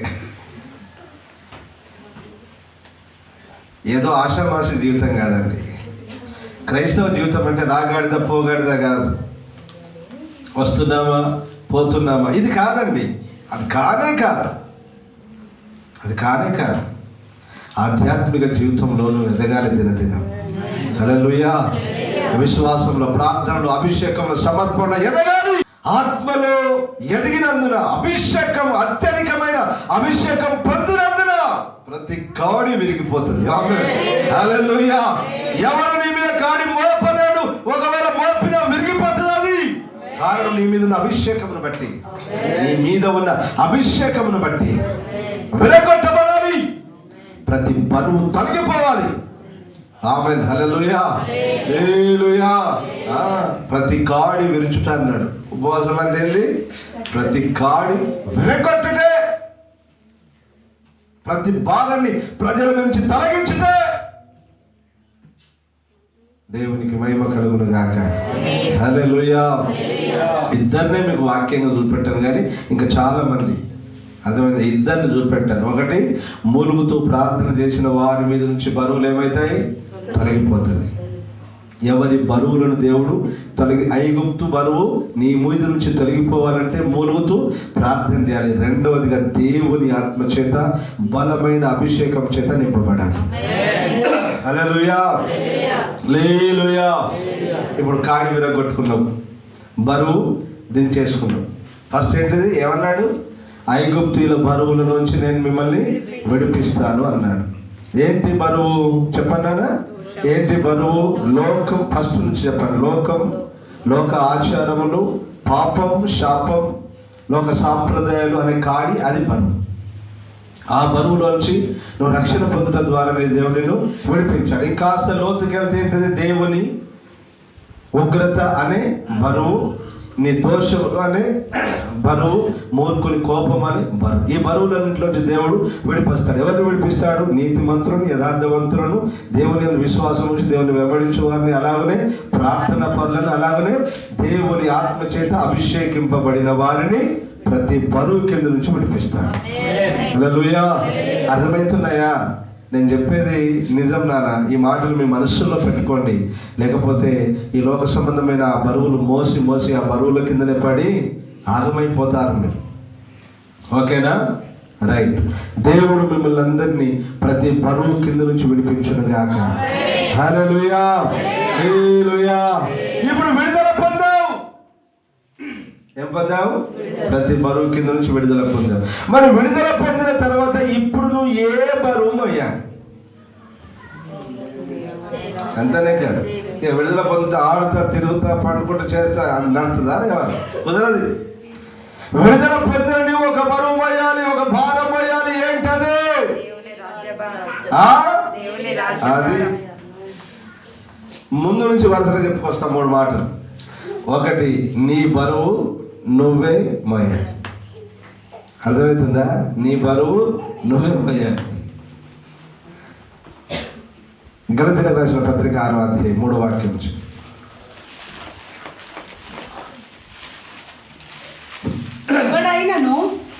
ఎవడైనను వట్టివాడై ఉండి, ఏ స్త్రీ అయినను ఏ పురుషుడైనను వట్టివాడు, ఉత్తాడు, పనికి మాలవాడై ఉండి, తాను ఎన్నికైన వాడనని, నేను గొప్పని, నేను ఎన్నుకున్నాను, దేవుడు నన్ను ఎన్నుకున్నాడు, నేను మంచోని ఎవడైనా చెప్పుకుంటే తన్ను తానే మోసపరుచుకొనును. ఏం చేస్తున్నాడు వీడు? తన్ను తానే మోసపరుచుకుంటున్నాడు. ప్రతి వాడును తాను చేయు పనిని పరీక్షించి చూచుకొన. అతడు ఏ పని చేస్తున్నాడో దాన్ని పరీక్షించి చూసుకొనవలెను. అప్పుడు ఇతరుని బట్టి కాక తనను బట్టియే అతనికి అతిశయము కలుగును. ప్రతి వాడును తన బరువు తానే భరించుకొనవలెను కదా. తన బరువు తానే భరించుకోవాలి. తన కుటుంబ బరువు, అమ్మా, తన కుటుంబ బరువు తానే మోయాలి. తన పిల్లల బరువు తానే మోయాలి. అత్తగారింటికి పంపొద్దుకి మాటి మాటికి. అర్థమవుతుందా? మాటి మాటికి అమ్మాయి ఓ 10,000 అడకరాపు, ఓ 5,000 అడకరాపు, చిట్టీలు ఉన్నాయి. కొంచెం ఇబ్బంది అయితే వీడు పని చేయడు, పాట చేయడు, పనికి మళ్ళాడు, ఊరికే తిరుగుతూ ఉంటాడు, తిరుగుతూ ఉంటాడు. వీడికి ఏం లేదు. వీడు అమ్మాయి పో, అమ్మాయి తీసుకురాపో, అమ్మాయి అడుకురాపో. వీడిని అడిగి వారిని అడిగి, వీడిని అడిగి వారిని అడిగి, వాళ్ళని అడిగి వీళ్ళని. ఏందిరా నీ బరువు నువ్వు మోసుకోకపోతే ఎలా ఉన్నా? నీ భార్య బరువు, నీ పిల్లల బరువు, నీ కుటుంబ బరువు నువ్వు మొయ్యకపోతే ఎలా ఉన్నా? మళ్ళీ వీడు పరిశుద్ధుడాట, వీడు దేవుని బిడ్డాట. ఎలాగైతాడు సార్? అందుకని ఎవడు వట్టి వాడు పనికి వాళ్ళు ఎదవయండి. నా భాషలో ఇట్లనే, అంతేనా? పనికి మాలిన వాడయండి, తెలివి తక్కువ సన్యాసి అయ్యండి. నేను దేవుని బిడ్డనండి. దేవుడు రే వీనాడు దేవుడు అనుకున్నాడట,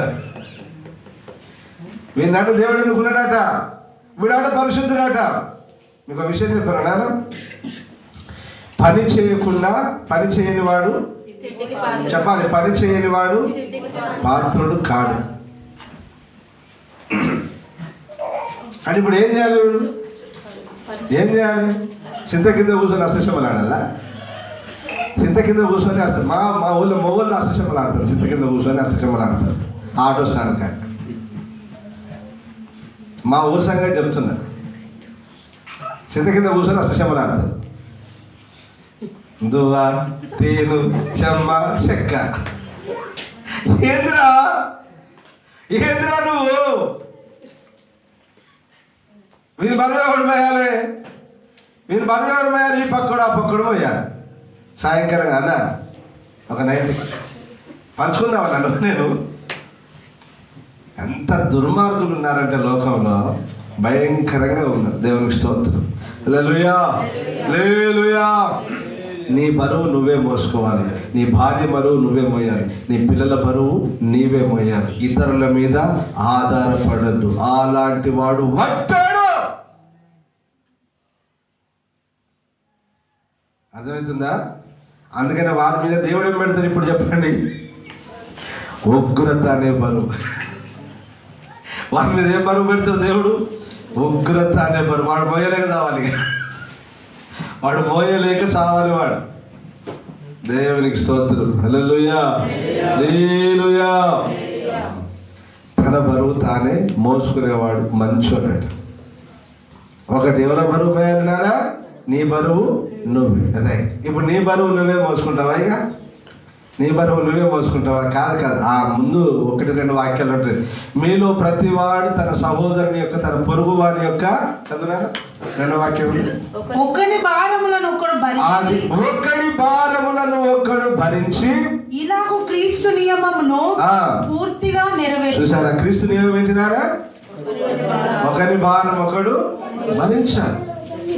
నీ బరువు నువ్వు మోసుకుంటూనే నీ పక్కవాని బరువును కూడా మోసేటువంటి సామర్థ్యం కలిగి ఉండాలి. ఆమేన్. ఇంకెంతసేపు పడుతూ వారి మీద, ఎంతసేపు పడుతూ పక్కని మీద? ఏందిరా నీ బాధ? ఎవడు మోయాలరా? ఎంతకాలం మోయాలరా? హల్లెలూయా, హల్లెలూయా. మా సత్యన బరువు సత్యన మోసుకోవాలా లేదా? ఎవరి బరువు అలా మోయాలి సార్. ఇంకా మోస్తున్నట పక్క వాని బరువును కూడా మోయాలట. సహాయం చేసేటట్టుగా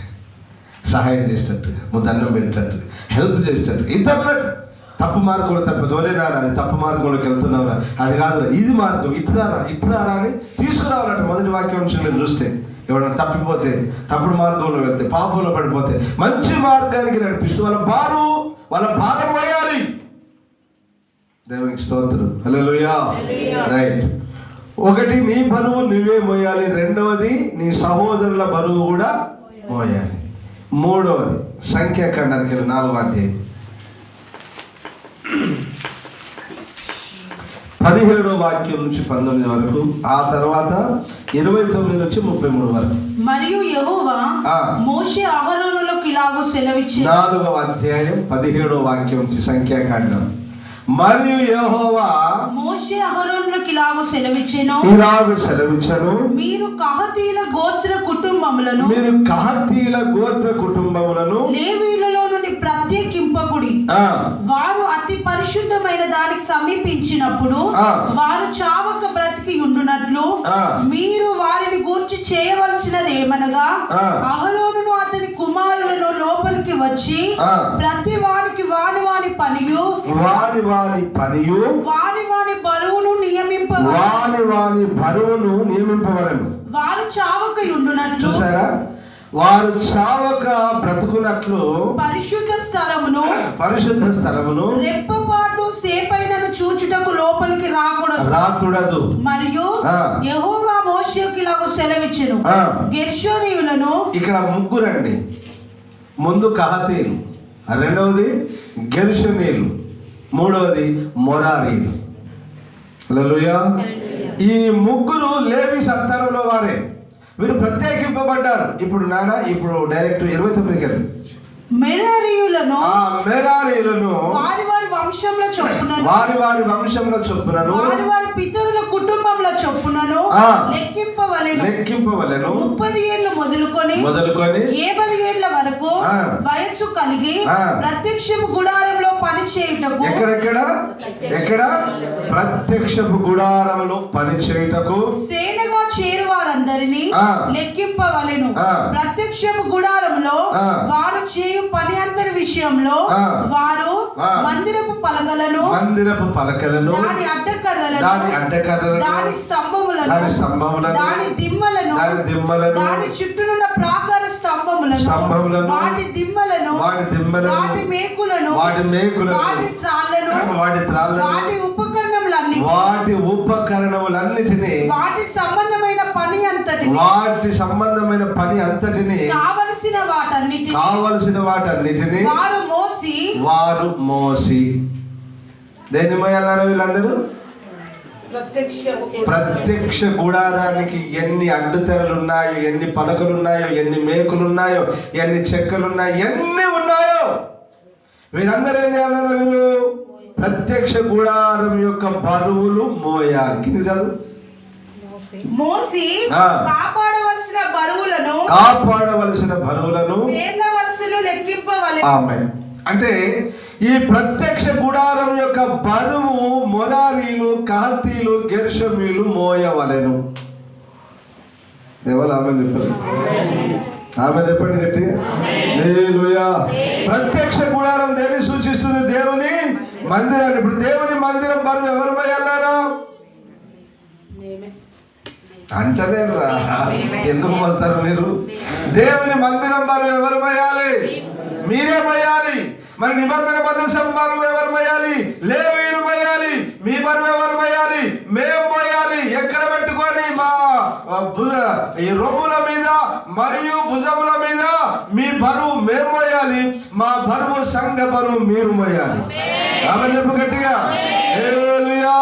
ఒకటి నీ బరువు నువ్వు మోసుకోవాలి, రెండోది నీ ఇరుగు పొరుగు వారి బరువు మోయాలి, మూడవది దేవుని మందిర బరువు మోయాలి. ఇది పాఠం. ఇదంతా చెప్పనిక చదివించిన మీరు. లేకపోతే నాకు తప్పని కూడా పాస్టర్లు ఏదో అనుకొని చెప్తాను అనుకుంటారు కదా, అందుకే చదివించిన మీకు. అంత లెత్తు వాక్యం మీద చదివించిన. అందుకే నేను ఎప్పుడంటాను, వాక్యం తప్పి నేను చెప్పను. నువ్వు మొయ్యకపో నాకు సంబంధం లేదు, కానీ వాక్యాన్ని తప్పైతే నేనేమి చెప్పను. దేవునికి స్తోత్రం. హల్లెలూయా. హల్లెలూయా. ఒకటి నీ బరువు నువ్వు మోస్తూనే, రెండవది నీ ఇరుగు పొరుగు వారి బరువు మొయ్యాలి, మూడవది దేవుని మందిర బరువు మోయాలి. ఏం చేయాలన్నా? దేవుని మందిర బరువు, సంఘ బరువు ఎవరు మోయాలి? ఇప్పుడు దేవుని మందిరం ఇది కదా, ఇది ఏంటి? దీన్ని ఇదంతా దులపాలి. ఎవరు చేయాలి? ఇదినంతా కడగాలి. ఎవరు చేయాలి? ఈ కార్పెట్లు అన్నీ ఉతకాలి. ఎవరు చేయాలి? ఈ పక్క ఆ పక్క గడ్డి ఉన్నది. ఎవరు చెక్కాలి? ఇప్పుడు చెప్పండి, ఎప్పుడు చెప్తారు మరి? ఇప్పుడు చెప్పండి రా. ఈ యావత్ ప్రపంచంలో ఏ క్రైస్తవుడైనా దేవుని మందిర బరువు తప్పకుండా దేవుని సేవకుల బరువు మొయ్యాలి. ఆమేన్. హల్లెలూయా. హల్లెలూయా. అలా మొయ్యకపోతే ఇంకెందుకున్నావు రా నువ్వు? ఇంకెందుకు రాను? వాళ్ళు పిచ్చోళ్ళు కాదు. దేవుడు జ్ఞానం లేక ఈ నియమం పెట్టలేదు. అర్థమవుతుందా? వేల సంఖ్య లెక్క పెడతారు. మీరు అంతా చదువుకుంటారు, తర్వాత ఇంటికెళ్ళి చదువుకోండి. 4వ అధ్యాయం. వేల సంఖ్య మోసింది. లేవీయులు, యాజకులు మాత్రం నిబంధన మందసాన్ని మోశారు. ఆమేన్. హల్లెలూయా. హల్లెలూయా. కాబట్టి దేవుని ప్రజలైన మీరందరూ దేన్ని మోయాలి నాన్న? మందిర బరువును మోయాలి. దేన్ని మోయాలి నాన్న? మోస్తారా? మరి మోస్తారా?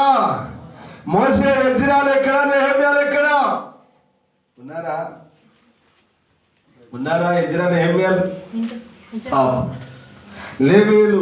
లేవీయులు గోత్రంలో ఉన్నారు. కహాతీలు, మొరారీలు, గెర్షోనీలు ఉన్నారా? అలా మోసేవారు ఉన్నారా? ఈ 3 గుంపుల్లో ఒక గుంపు వారు ఎవరైనా మీలో ఉన్నారా? మీరెందుకు మోస్తారు? మీరెందుకు మోస్తారు? దేవుని మందిర బరువు మీరెందుకు మోస్తారు? పరిచయ బరువు మీరెందుకు మోస్తారు? మీ వల్ల కాదు. కానీ ఖచ్చితంగా దేవుని వాక్యం చెప్తుంది, మోయాలి. చెప్పు గట్టిగా ఆమేన్. హల్లెలూయా. హల్లెలూయా. రైట్. ఇప్పుడు చెప్పండి, ఏ బరువులు మోయాలని మీరు? ఒకటి మీ బరువు మీరే మోసుకోవాలి.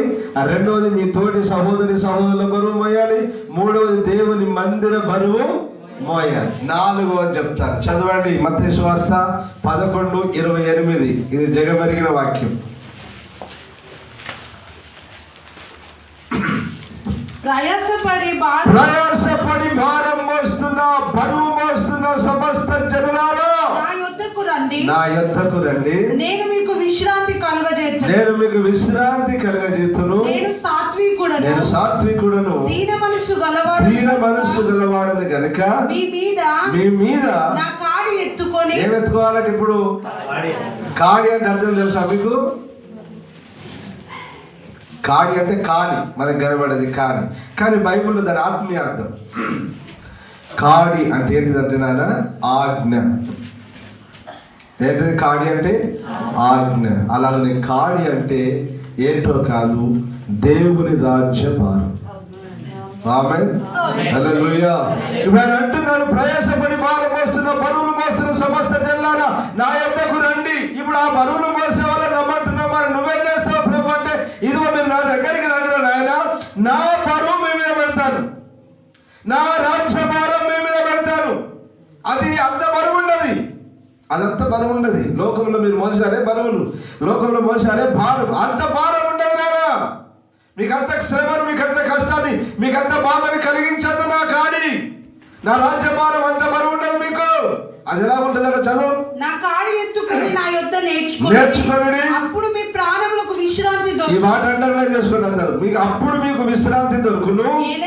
ఏలయనగా నా కాడి సులువుగాను నా బరువు తేలికగాను ఉండును. అందరూ ఆమె పడిగట్టిగా హల్లెలూయా.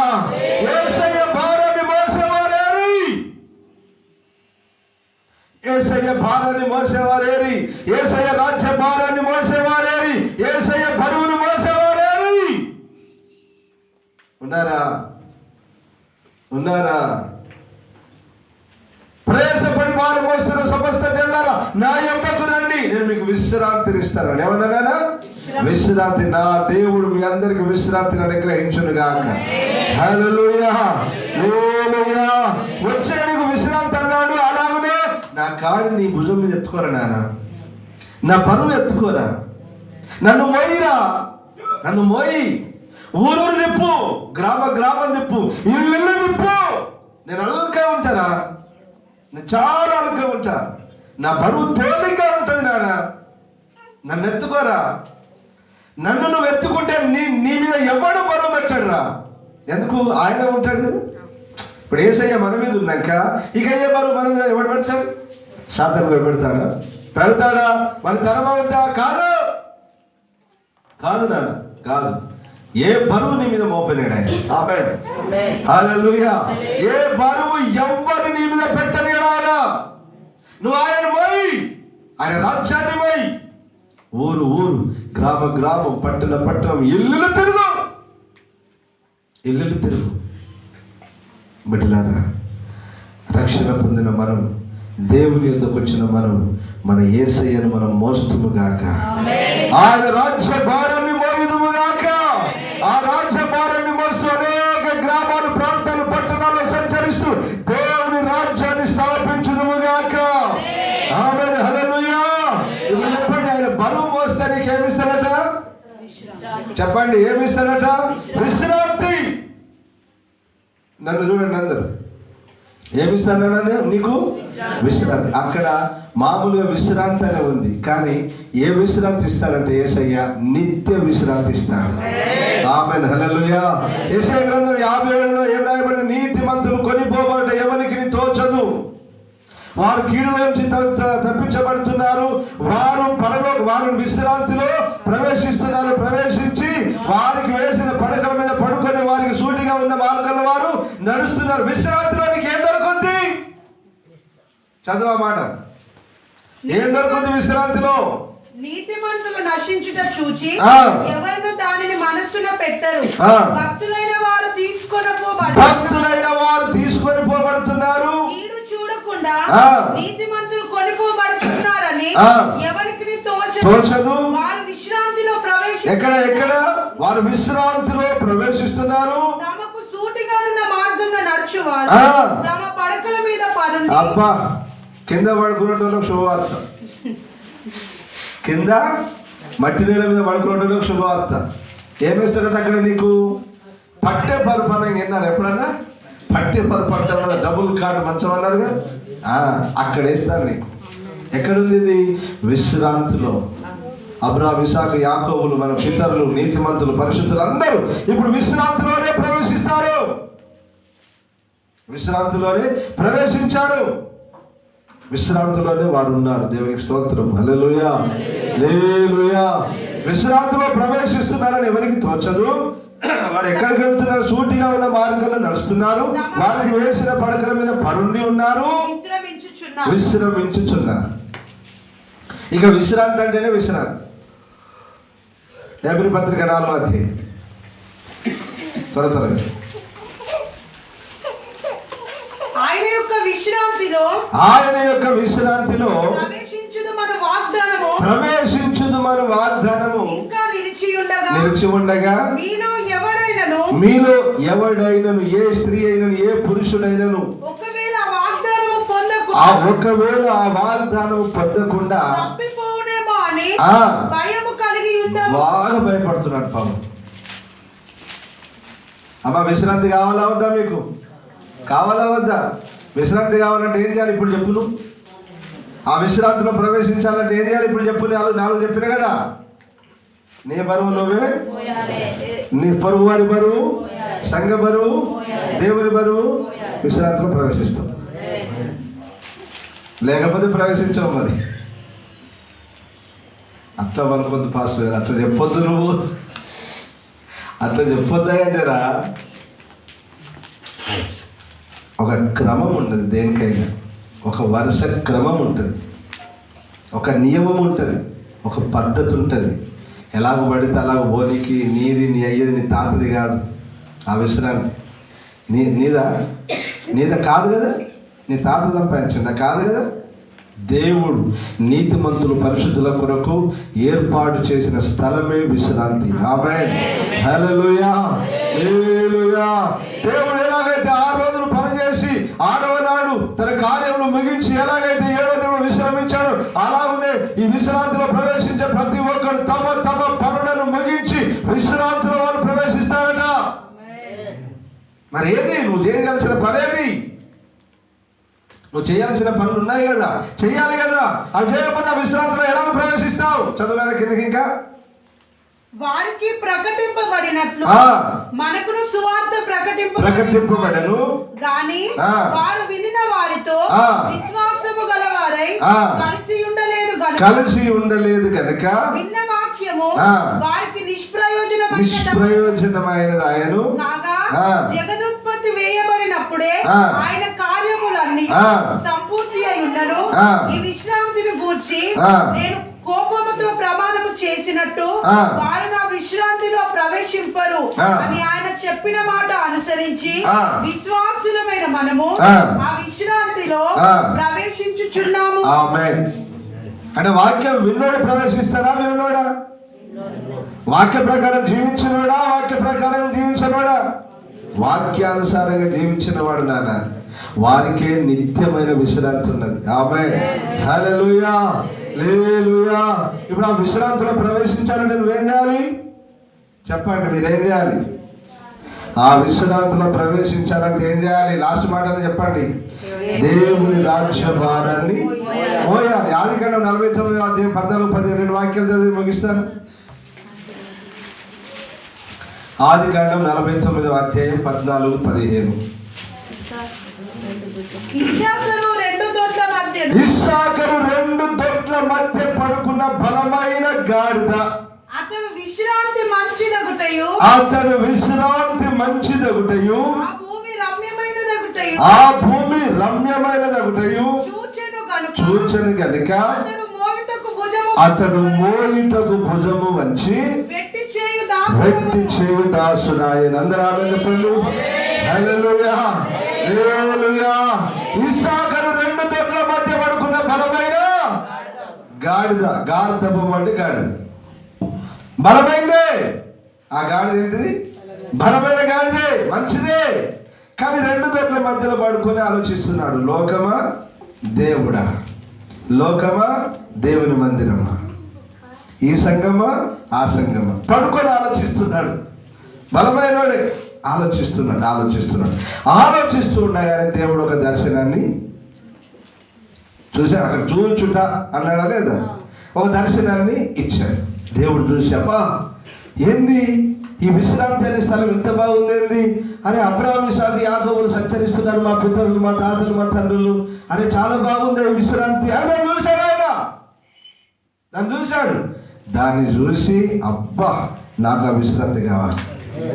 ఆమె ఏమనుకున్నాడు, ఏది ఏమైనా నాకు ఆ విశ్రాంతి కావాలి. మా పితరులు అబ్రాహాము ఇస్సాకు యాకోబులు ప్రవేశించిన ఆ విశ్రాంతిలో నేను కూడా ప్రవేశించాలి అని చెప్పి ఒక దొడ్లోకి వచ్చేసాడు. ఏ దొడ్డి అది? దేవుని దొడ్డి. ఆమె హల్లెలూయా. వచ్చి ప్రభువా నువ్వు ఎంత బరువు పెడతావో పెట్టు, నా భుజం మీద ఎంత బరువు పెడతావో పెట్టు, నేను మోస్తానని ఏం చేసి భుజము వంచి వ్యక్తి చేయు దాసుడాయే. ఆమేన్ హల్లెలూయా. వ్యక్తి వ్యక్తి వ్యక్తి మన తెలంగాణలో ఎట్టి పనులు అంటారు. ఎట్టి చేస్తే ఏమిచ్చినప్పుడు పొద్దంతా కళ్ళంకాడ ఊడిస్తే ఎన్ని నోట్లు ఇచ్చేటోళ్ళు దొరలు సాటడు ఇస్తే ఎక్కువ, కొంచెము సాటడు ఇస్తే ఎక్కువ. ఆ లచ్చికి పోయిరా సాటడు పోయి పడేలమ్మ, ఆ లచ్చికి పోయి ఆ ఎల్లికి పోయి ఆ మళ్ళీ ఎంత సాటడు. పొద్దంతా చేస్తే ఏమైనా దుమ్ము, ఏమైనా దుబ్బ, ఏమైనా తాలు, ఏమైనా గడ్డి, ఏమైనా పట్టు. ఏందమ్మా ఎందుకు ఎట్లా చేస్తున్నాం? ఎట్టయ్యా మేము ఎట్టు చేస్తున్నామయ్యా. ఇలాంటి ఎత్తి చేసే ఇస్సాకర్లు ఎక్కడ ఉన్నారా? ఎత్తి చేసే ఇస్సాకర్లు ఉన్నారా? లేరురా.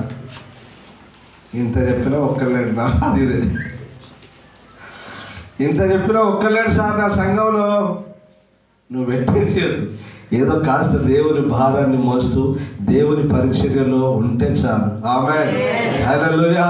దేవుని సేవకులతో తిరుగుతూ దేవుని రాజ్య సువార్త నిమిత్తమై దేవుని భారాన్ని మోస్తూ మోస్తూ దేవుని సేవకులతో తిరిగి దేవుని పరిచర్యలో, మందిర పరిచర్యలో, ఇక్కడ ఉండాల్సిన అన్ని పరిచర్యలో పాలు పొందే చాలు. ఇస్సాకరు బలమైన గాడిద. ఆ విశ్రాంతి మంచిదని చూశాను. బ్రతికితే అందులోనే ప్రవేశించాను. ప్రభువా నేను ఎంత బరువైన మోస్తాను, పెట్టనా భుజం మీద. సమర్పణ, వైరాగ్యం.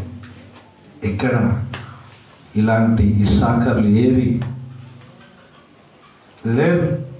బాధ అనిపిస్తుంది. కానీ బిడ్డలారా నువ్వు విశ్రాంతిలో ప్రవేశించాలి అంటే ఏం చేయాలా? ఇస్సాకరు ఏం చేసాడు? వ్యక్తి చేయుటకు పెట్టు. అమ్మా ఈ కార్పెట్లు ఉతకాలమ్మా, పని ఉన్నది పాస్టే. గడ్డి ఎక్కాలమ్మా, పని ఉన్నది పాస్టే. గడ్డి వీకాలమ్మా, పని ఉన్నది పాస్టే. మందిరం క్లీన్ చేయాలమ్మా, పని ఉన్నది పాస్టే. వీలు పడతలేదు. ఈ వారం ఛాన్స్ ఇస్తాను. ఎందరో వచ్చి చేస్తారో చూస్తాను. పనిని చేయుటకు మీరందరూ భుజము వంచుదురు గాక.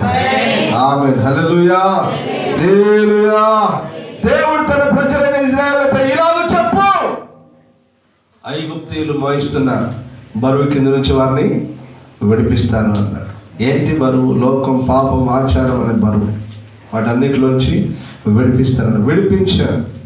విడిపించి ఎక్కడికి నడిపిస్తారంటే పాలు తేనె ప్రవహించే దేశం అనగా పరలోకం, పరమ కనాను, యెరూషలేము పరిశుద్ధ పట్టణం. ఇప్పుడు మీరు చెప్పండి, ఎవరికి ఇస్తాడు? ఎవరికి ఇస్తాడు? దేవుని బరువు ఎవరైతే, దేవుని రాజ్య బరువు, దేవుని మందిరం బరువు ఎవరైతే మోస్తారో వారికి విశ్రాంతి. హల్లెలూయా హల్లెలూయా. దేవుని రాజ్య బరువును మోస్తూ ఆయన విశ్రాంతిలో మీరందరూ ప్రవేశించుదురు గాక. దేవుని మాటలు దీవించును గాక. మోకరించండి, ప్రార్థన చేసుకుంటాం.